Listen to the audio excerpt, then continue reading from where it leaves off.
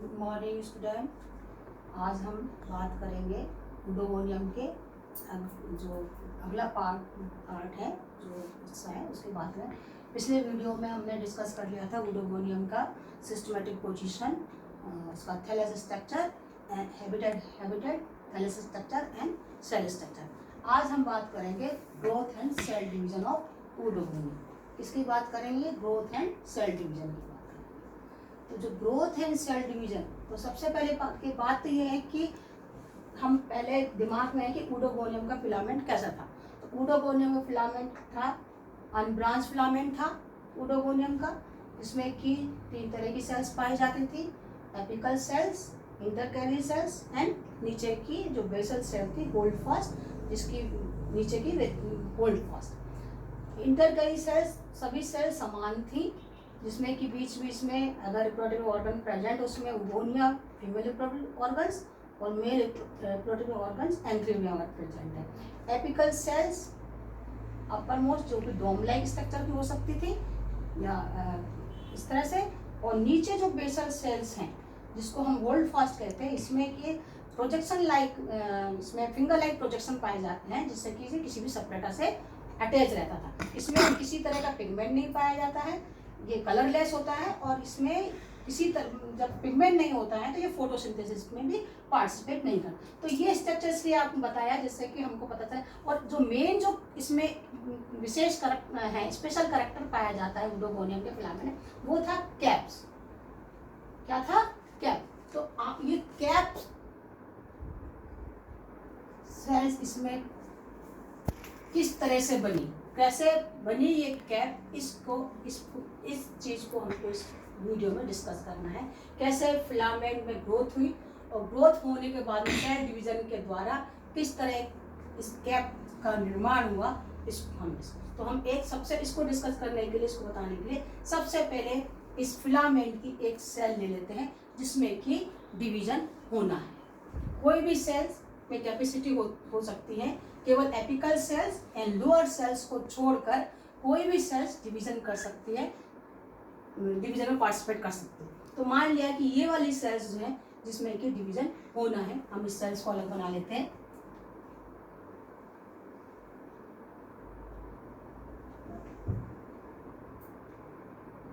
जो आपको उडोगोनियम का सेल स्ट्रक्चर बताया पिछले वीडियो में, तो उसमें बताया कि किस तरह की उडोगोनियम की सेल्स जो है सिलेंड्रिकल सेल से बना हुआ, थैलेस इंटरकैली सभी सेल्स सिलेंड्रिकल सेल्स होती है। 3 लेयर इसमें जो है काइटिन, पैक्टिन और सेलुलोज की इनर वॉल जो होती है सेलुलोज की बनी होती है। पैराइटल इसमें न्यूक्लियस होता है रेटिकुलेट टाइप का, क्लोरोप्लास्ट।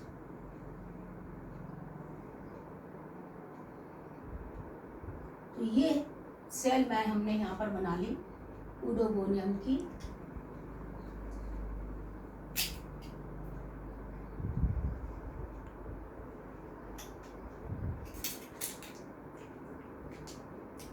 इसमें कि ये पैराइटल न्यूक्लियस है और ये रेटिकुलेट टाइप का chloroplast. Number of pyrenoids present. ये सेल है एक नॉर्मल सेल्स, उसकी उडोगोनियम में मान लो ये सेल्स हमने लिया, इस सेल्स को हमने यहाँ पर बना लिया। ठीक है। अब डिवीजन के time, at the time of division इस सेल्स में क्या होगा कि इस सेल में डिवीजन अगर होना है तो सबसे पहले इस डिवीजन सेल में क्या है कि जो न्यूक्लियस है, इस न्यूक्लियस का जो पैराइटल जो सेल वॉल से लगा हुआ, साइड में लगा हुआ है, ये मूवमेंट करेगा। इसका जो है, इसकी जो पोजीशन है ये चेंज हो जाएगी, इसका अपनी पोजीशन चेंज करेगा और बीच में मूवमेंट होगा इसमें आगे की तरफ।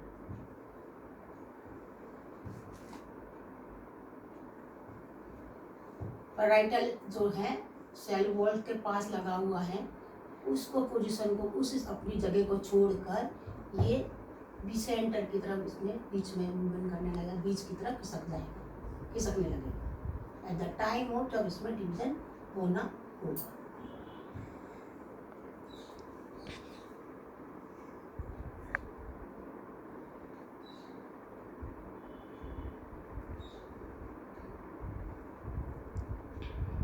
ये यहाँ आ गया सेंटर में।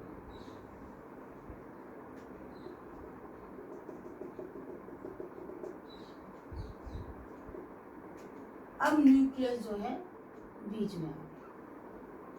जब ये न्यूक्लियस बीच में अपनी पोजीशन चेंज किया, बीच में आ रहा है, तभी उसी टाइम ऊपर की तरफ इनर वॉल में, सेल के इनर वॉल में थोड़ी रिंग बननी चालू होगी। इनर वॉल में सेल के अंदर थोड़ा सा स्ट्रक्चर चेंज होगा, और वो स्ट्रक्चर चेंज क्या होगा कि जो सेल की आंतरिक, जो सेलुलोज की इनर वॉल है, उसमें छोटा छोटा सा इस तरह से रिंग लाइक स्ट्रक्चर, उसको थोड़ा सा साइज बढ़ने लगेगी साइज में, इनर से हिस्सा, और बाहरी सेल वॉल जो है, बाहरी सतह है सेल की, वो वैसी ही रहेगी।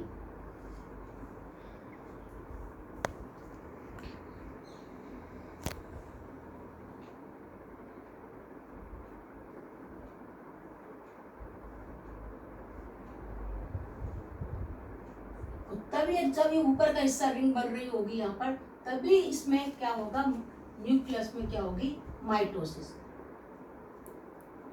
और माइटोसिस होके ये 2 डॉटर न्यूक्लियाई बनकर तैयार हो जाएंगे। क्या बनकर तैयार हो जाएंगे, 2 डॉटर न्यूक्लियाई। माइटोसिस होके 2 डॉटर। अब 2 डॉटर न्यूक्लियाई बन तो गए। 2 डॉटर न्यूक्लियाई बनने के बाद में ये रिंग जो है, ऊपर की रिंग है, ये इसका साइज भी बढ़ेगा और इसका थिकनेस भी बढ़ेगी। ये थिक साइज की होगी, मोटी साइज की होगी। बाहर की भित्ति जो की तो रहेगी, पर इनर जो भित्ति है उसमें चेंजेस होंगे।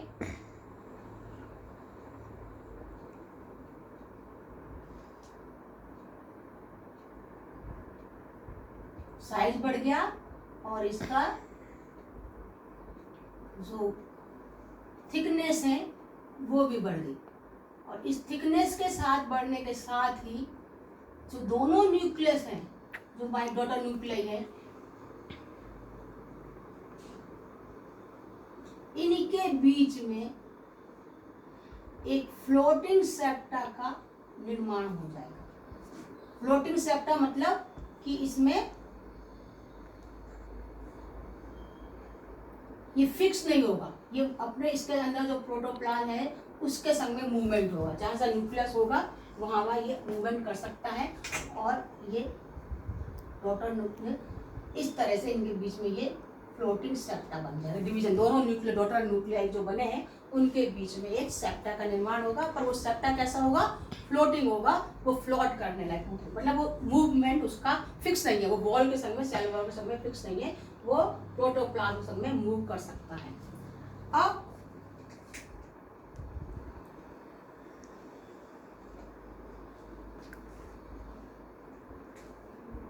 ये जो रिंग बनी है, हेमिसेलुलोज की बनी है, अब ये क्योंकि यहाँ पर सेप्टा का भी मूवमेंट है, इनको भी स्पेस मिल गया है, नेचुरल है, कोई चीज स्पेस मिलेगा। ढीली हुई रिंग है, कोई लंबी है तो वो उसको स्पेस मिला। जब इसको स्पेस मिलेगा प्रोटोप्लाज्म को, तो ये ऊपर की तरफ पुश करेगा और ये जो रिंग है ये खिंच जाएगी इस तरह से। जब ये रिंग खिंचेगी ऐसे ही, तो अंदर का जो प्रोटोप्लाज्म है वो ऊपर की तरफ मूवमेंट होगा इसका, और ऊपर की तरफ मूवमेंट होगा, ये जो न्यूक्लियस है वो इस आ जाएगा, और जो फ्लोटिंग सेप्टा है वो यहाँ पर फिक्स हो जाएगा और एक न्यूक्लियस नीचे रह जाएगा।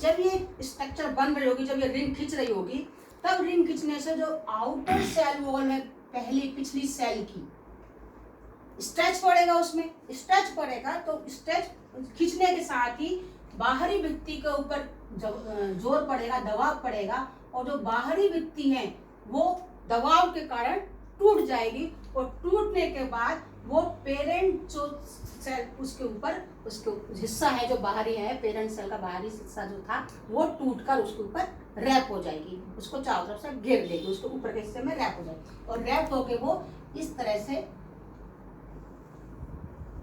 ये हिस्सा टूट गए, इसके ऊपर यहाँ से टूटेगा बाहर की तरफ और वो इस तरह से यहाँ पर स्ट्रक्चर बना लेगा। ये सेप्टा फिक्स हो गया, ये इसमें न्यूक्लियस आ गया, ये दूसरी सेल जो नीचे सेल से ये है, ये सेल्स बन के तैयार हो गई और ये सेल्स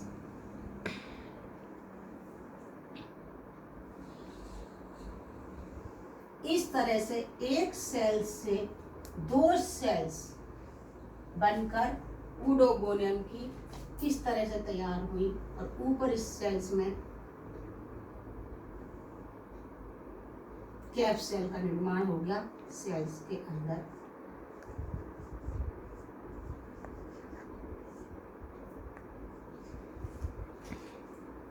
समझ में आ गया आप लोगों को इस तरह से कि पेरेंट सेल्स ये हैं और ये जो कैप सेल कहाँ बन गई, इस सेल्स के ऊपर, और ये एक सेल के नीचे सेल बन के यहाँ पर एक सेल जो बन के तैयार हुई।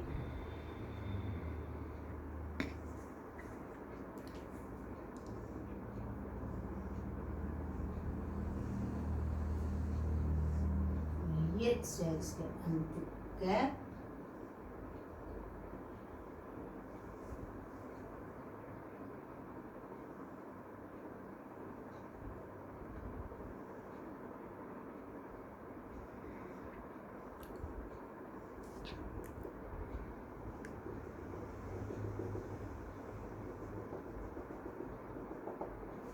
ये स्ट्रक्चर बनके तैयार हो जाएगा। एक सेल से दो सेल क्या हुआ, पैराइटल न्यूक्लियस, न्यूक्लियस में मूवमेंट करना चालू होगा सेंटर की तरफ और सेंटर में जब मूवमेंट न्यूक्लियस का हो रहा है, ऊपर सेप्टा इनर वॉल ने रिंग बनाना स्टार्ट किया, रिंग बनते साथ ही जो न्यूक्लियस है उसने माइटोसिस करके दो न्यूक्लियस डिवाइड कर दिए, दोनों न्यूक्लियस के बीच में एक फ्लोटिंग सेप्टा का निर्माण हुआ। फ्लोटिंग सेप्टा बनने के साथ ही रिंग जो है वो थिक हो गई और साइज में भी उनका जो है लंबाई भी बढ़ गई। थिक होते साथ ही जब इसमें यहाँ स्पेस हो गया तो जो प्रोटोप्लाज्म ने पुश करके मूवमेंट करना चालू किया और जो न्यूक्लियस है दोनों जगह पुश करके यहाँ पर सेप्टा फिक्स हो गया और एक सेल के एक डॉटर न्यूक्लियाई एक सेल्स में और दूसरा डॉटर न्यूक्लियाई दूसरी सेल में चला गया। इसके साथ ही जो पेरेंट सेल्स थी उसकी जो बाहरी वॉल थी वो टूट जाएगी और टूट के उसकी डॉटर सेल के ऊपर रैप हो जाएगी और वो एक कैप का निर्माण कर लेगी। इस तरह यूडोगोनियम सेल में ग्रोथ भी हो गई और सेल डिवीजन के द्वारा इसका इस ऊपर एक कैप का भी निर्माण हो गया। अब ये कहते हैं साइंटिस्ट कि किसी भी सेल में ये कैप जो है वो ये बताते ही है कि अगर एक कैप प्रेजेंट है तो उसमें सेल में एक बार डिवीजन, अगर इसी सेल में दो सेल पाए जा रही कैप तो ये सेल दो बार डिवीजन कर। तो नंबर ऑफ सेल्स जितनी प्रेजेंट है कैप, नंबर ऑफ सेल्स के ऊपर सेल्स के ऊपर जितनी भी कैप प्रेजेंट है यूडोगोनियम में, इसका मतलब है कि वो सेल उतनी बार डिवाइड हो चुकी है। तो ये आपको समझ में आ गया है ये फिलामेंट किस तरह से इसकी ग्रोथ होती है। Thank you.